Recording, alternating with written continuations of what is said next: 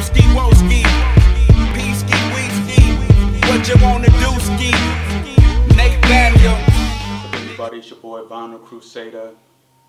Tuned into EMP, Everyday Life, Music and Photography.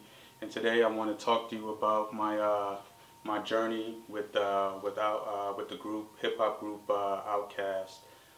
I think Outkast hit the scene about 93, late 93, but they 94, they released their debut album, Southern Playlist, Cadillac Music.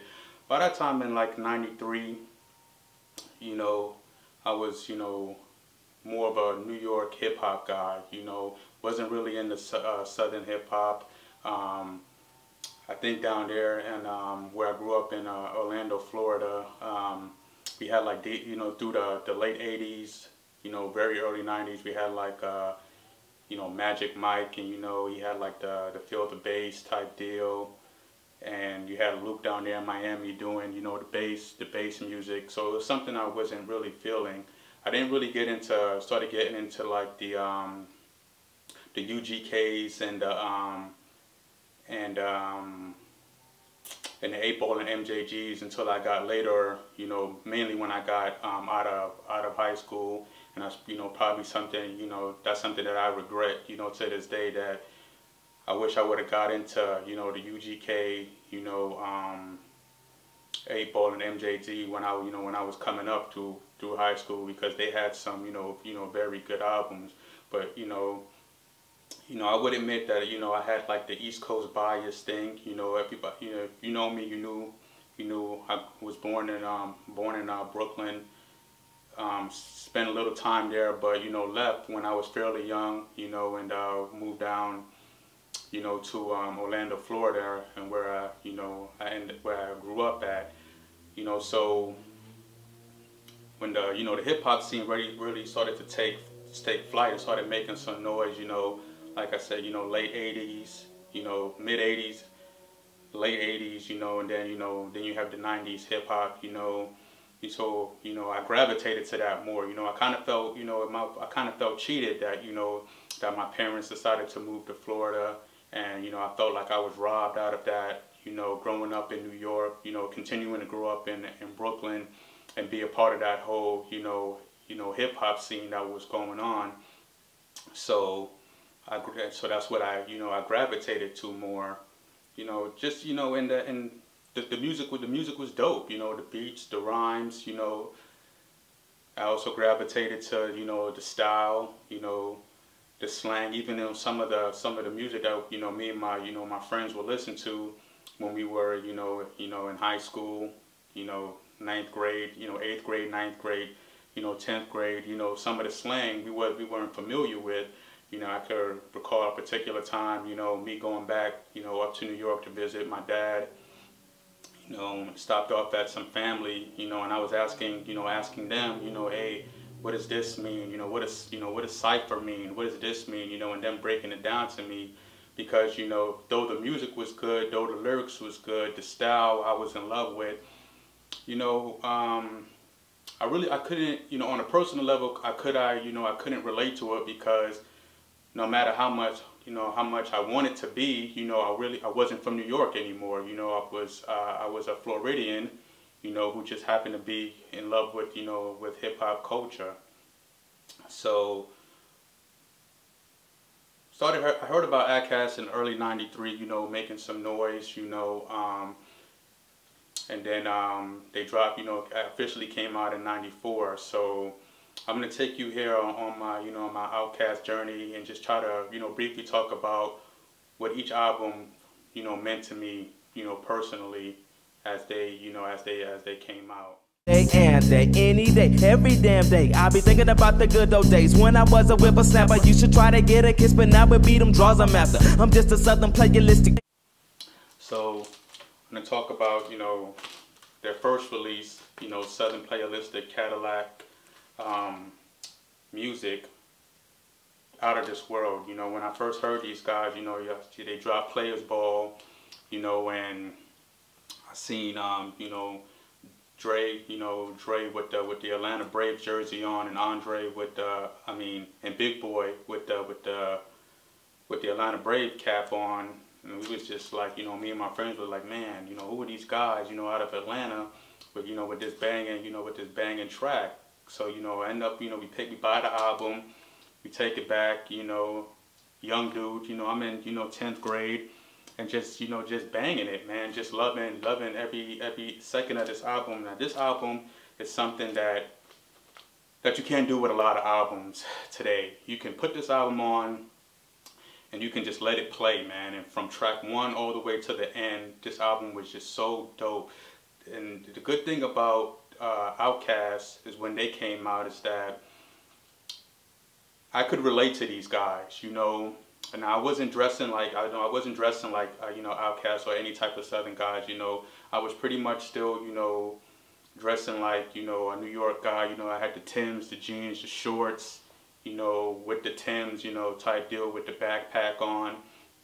But Outkast's style was definitely relatable to me because, you know, with the flip-flops and socks, the dreads, the gold teeth, you know, the Cadillacs that with the bass in it that bang so hard the whole car rattles, you know.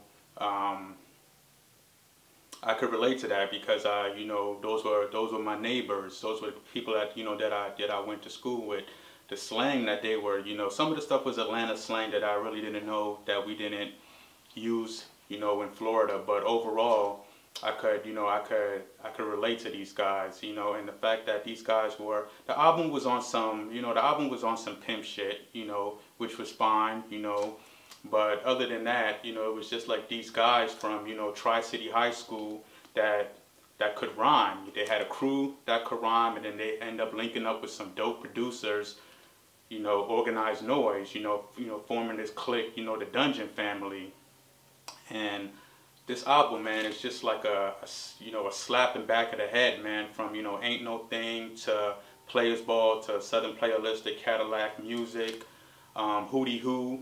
You know, this whole album, man, it was just, you know, didn't know what I was really in store for, you know. But I did know that if Cass didn't release another album, I knew that this album would definitely be a part of my life for the rest of my days, because it was just, you know, so good. You know, they introduced us to, you know, the Goody Mob, you know, Witch Doctor, you know, just basically the whole Dungeon Family paid a little, you know, opened up the doors for these dudes and played a little part on this album, played a major part on this album, even though, you know, it belonged to, you know, 3 Stacks and Big Boy. And the beats on here, man, Organized Noise, 3 brothers from Atlanta, you know, that formed the production crew, the Organized Noise. It's just such a good, underrated production team that I feel that, you know, doesn't get enough credit for, you know, for what they did for, not just for the Dungeon Family, but what they did for hip hop and what they did for the South, you know. So this album, you know, very good album, you know. I think it got like 4.5 mics in the Source, you know, and I know the Source wish they can have that one back, because this is definitely should have been a 5-mic album. Very, very good album, very good album. And then, you know, then came Outkast, came ATLiens. You know, this is when you started to see, you know, Dre started to transition a little bit. He was still kind of dressing normal. I think he just had, you know, like the turban he was, you know, used to wearing his head.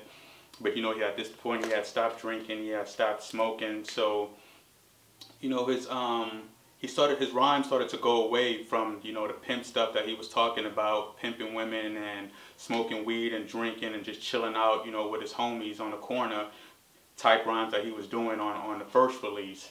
You know, I think Big Boy was still on the same, tip, which was, you know, to me was still just as good. I kind of like the different styles, you know, the night and day styles that started to transform with this album. Also, I think a good thing about this album is that they started to do their own production. mainly Organized Noise still did most of the production on this album, but I think Outkast started taking over, started being more hands-on as far as production goes on this album. Very good album. Is it on Southern Playalistics level? No, but it's still a very good album. I think this is another album that you can put on and let play from start to finish, and don't have to skip over a track, because all the tracks are just that good. I think this was released in, I'm gonna get this right, '96. So I was in 11th grade. I had my license. I had a car. So I could remember days. Me and my crew. Hopping in the car, hopping in my mom's car. Getting Ghost and popping in this ATLiens tape, man, and just just vibing to it, just being appreciative of that they wasn't on the same tip. That and that's the good thing about Outkast, man. With every album, the style changed and they grew, and just loving this album and just appreciating this album. ATLiens, very To the candy lady, it's looking bad, need some hope like the words maybe, if, or probably, more than a hobby. When my turntables get wobbly, they don't fall. This joint right here, which is, Aquemini, which is, to me, I don't even want to say the best hip-hop, one of the best hip-hop albums, probably just one of the best musical albums, that's out there. And I'm going to tell you how much I love Cast, man, and how much this album meant to me is that before I bought this album, I didn't hear any of the tracks. There wasn't no tracks that were leaked on the radio down there at Florida at that time. If it was, I didn't hear it. A good friend of mine, Thomas, who usually had like the exclusive music, even couldn't get his hands on any leaks from this album. But I knew that I didn't have to hear anything from Outkast, that I knew that once this album dropped, I was going to buy it, because they just released their two prior projects were just that good, that I knew that whatever they released, I was going to support it and I was going to buy it. So 1998, I'm a year out of high school, and this album drops, and I'm going to tell you what, man. I'm still, even though this album came out in 1998, I'm still recovering from this album. That this album is just so good. This is, Dre, fully transformed into who Dre was. We don't need to get into, the Dre, transformation. Those who know Cast know about it. But the thing about this album is that they just totally took over as far as production-wise, and I think, even though Outkast did both work on the album, Dre and Big Boy, I think Dre was the lead, the Three Stacks was the lead producer on this album. Organized Noise did one track on there. I think they did Mamacita was an Organized Noise track, and they also had Mr. DJ, which was their DJ when they in studio DJ and when they toured. Mr. DJ did two tracks on here, The Art of Storytelling 1 and The Art of Storytelling 2, which was an amazing track.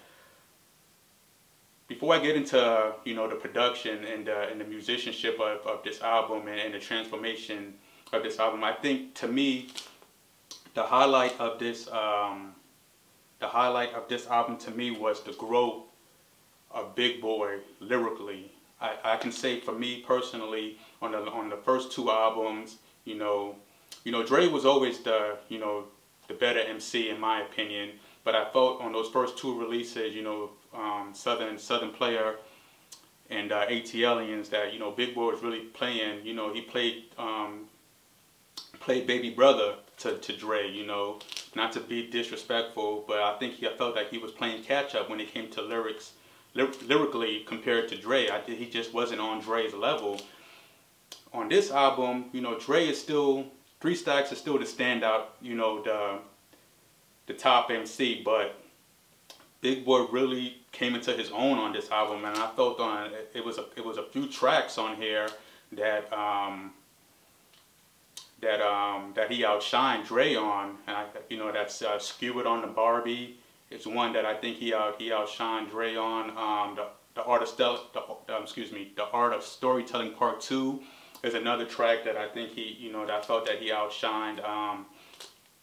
He outshined 3 Stacks on.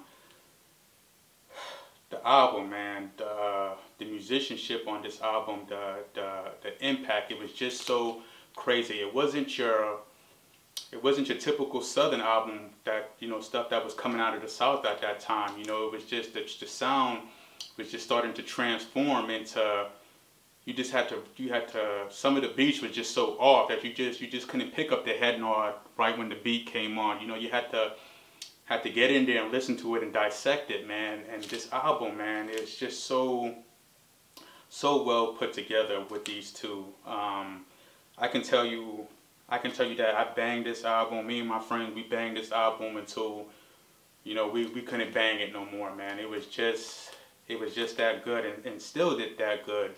I could tell you every time I listen to it, every time I put this album on, it's like listening to it for the first time. Another good thing about this album is that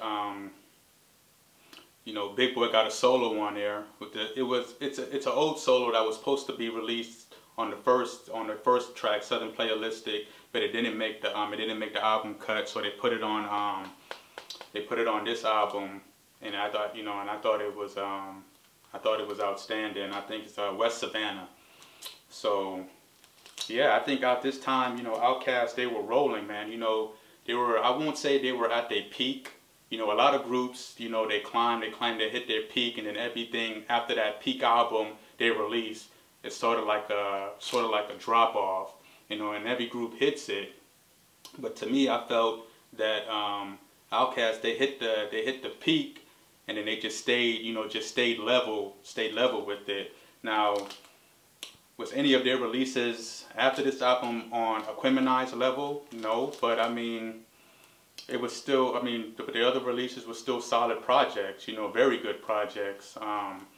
But Aquemini, man, it stands on its own. This album is up there, man, and you want to talk about Illmatic from Nas, you want to talk about Low End Theory or Midnight Marauders from Tribe, Chronic from Dre. What else? That's Reasonable Doubt from Jay, Blueprint from Jay.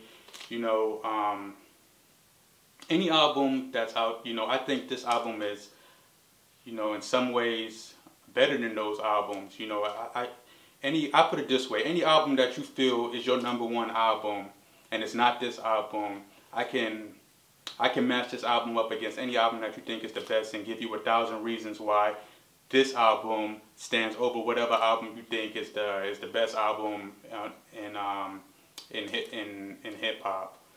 And that's just my opinion.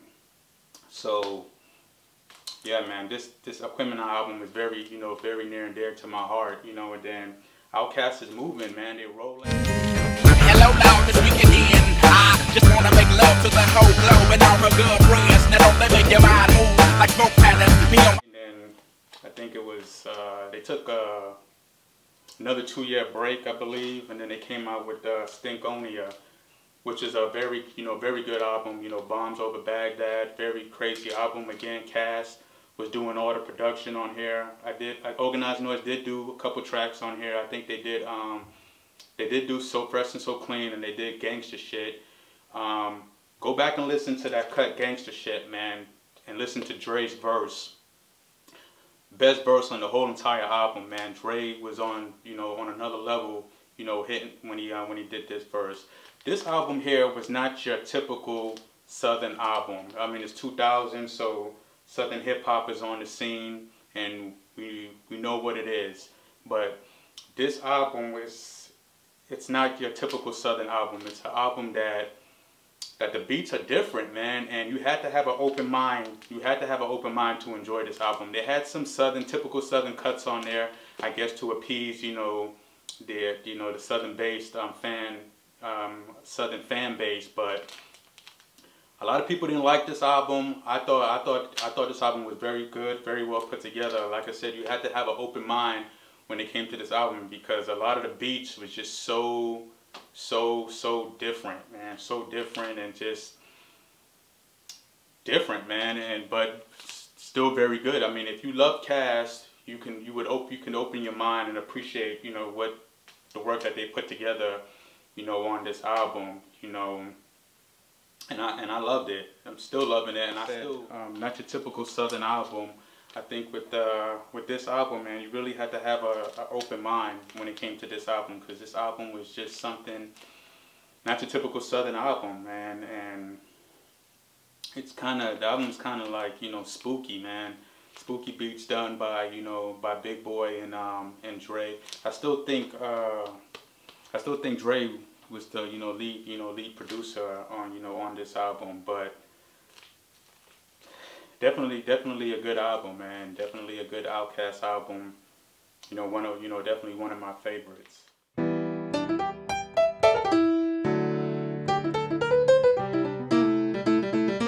have, you know, Speaker Box, Love Below. I know a couple of people were, I think this is the portion where, you know, we really started to, you know, hear the rumors, you know, before this album was released, you know, that that these guys were splitting up and they were gonna go solo and you know whatever. But the thing about this album is it is a solo album, just two solo albums, you know, put together, you know, to form Love Below, Speaker Box joint. And a lot of people didn't like the fact that they were doing two solo projects on one album. I know for a fact that my cousin Jan, you know, when this album came out and I talked to him, you know, he was totally against it. He didn't like the fact that they were together but solo and they were doing solo projects. He felt that Outkast's strength was when they were both together making one complete Outkast album and not doing anything separate. I agree and I disagree, you know, with that. I'm gonna start off with the Love Below. If my level for Dre for 3 Stacks was already, you know, at a 10 level, but when this album dropped and listening to his solo joint on here, it just you know blew the roof off for me as far as, you know, how much I respect Dre as a musician, as a lyricist, as, you know, composer, everything. I mean, he really shined on this album. This album, you know, kind of like, you know, it drew me in to who Dre, you know, really was. I know it felt like Dre was, you know, saying, I finally got a chance to do my solo project, and you got, you know, and I'm gonna draw everybody in, and, you know, and this is what Dre solo sounds like, you know, and I totally bought in and felt that this album was just so intimate, so well put together. The fact that it was no longer a hip hop album, man. It was just a musical album that Dre, you know, put together. That, you know, he produced, you know, all the tracks on the Love Below, man. And from his, you know, we know Dre's not your typical singer. You know, I think it's more like a Jimi Hendrix type feel. You know, he's just not really a songstress like that with the vocals. But, you know, he has a tune, and he really doesn't need to be, because he's still a dope lyricist, you know, which he's proven. He proved on tracks on here that he rhymed, and particularly on as In My Lifetime with Dre. Yeah, let me get that right. A Lifetime in the Day of Benjamin Andre, excuse me. But very put together, man. I just felt so drawn in from this album. Love this album and love everything that he did with it. When it came to Big Boy Speaker Box, it was a very good album. You know, to me, if it was a solo album away from Cast and it was just like Big Boy's, you know, first release as a solo album, and I bought it, I would be very satisfied with the project. You know, it was very good. You know, ghetto music to The Way You Move from Church to the Flip Flop Rock with Killer Mike and Jay-Z. very good album. Had some couple cuts on there that, you know, I really I didn't care for, but overall I thought it was a, you know, I thought it was a very good album. Definitely a good, you know, coming out party for Big Boy, you know, being a solo artist. So I was not, you know, was not disappointed in this album. It's definitely one of my favorites. You know, I do hate to admit that when I do put this album on, I'm more of a Love Below guy than I am a Speaker Box guy. But overall, you know, it's a very good album. You know, after this, I think they, you know, they dropped, you know, they had the movie Out a While, and then they dropped like a soundtrack to that, you know, which was, you know, it was okay, but I really don't count that as an Outkast album. The thing about Outkast, man, is that I love so much was that it helped me to appreciate, Southern hip hop. You know, even though, you know, I'm not from Atlanta, you know, when I'm from, you know, Orlando, Florida, it gave me and my friends something to grab onto, to gravitate to say that, you know, this is something that we're proud of. You know, those guys are from Atlanta, we're from Florida, we're still the South, but, you know, we still claim these guys as you know, as one of our own, and made it proud for us, for me, you know, to be from, you know, to grow up in the South. And I'm always appreciative to Outkast for that. You know, they really, you know, put, you know, Southern hip hop, and if you want to put it in the category Southern hip hop, you know, on the map, you know, to let the world know, let, you know, New York know, let California know that, hey, we're down here in the South, we got rhymes, we got beats too, y'all, you know, y'all guys need to tune in. And I think it just, you know, Cast, you know, opened everybody's eyes on how good, you know, Southern hip hop is. I know to this day that Cast is on the top, you know, as far as groups on people's lists, as far as the best groups, and that's not even people from the South. That's, you know, people, you know, that's in New York, people that's in, you know, in California. And to me, what I would say to that to me, there's, you know, there's Cast and there's Tribe, and then there's everybody else. And that's just my opinion. You know, after Cast and Tribe, it's called, for me though, it's like 1 and 1A to me, between Tribe and Cast, and then you can just lump in anybody else that you want to lump in. We can debate whoever you want to debate, but it's always going to be Cast, and, you know, Cast and Tribe for me is that #1 group in hip hop. So, you know, if you haven't, I know you got Cast in you got it in your iTunes, you got it in your CDs, you got it in your, if you still have tapes, you know, vinyl, you know, pick out that, if you haven't heard Cast for a while, pick out that favorite Cast album, put it on, you know, and take a trip down memory lane, and be surprised, you know, and be surprised again how influential and how good these guys are, and, you know, and appreciate them now that we don't hear them on a regular basis. You know, how much, you know, we truly miss them, how much I truly miss them, and how much I truly appreciate them. So, yo, this is your boy Vinyl Crusader. You're watching EMP. Thanks for tuning in.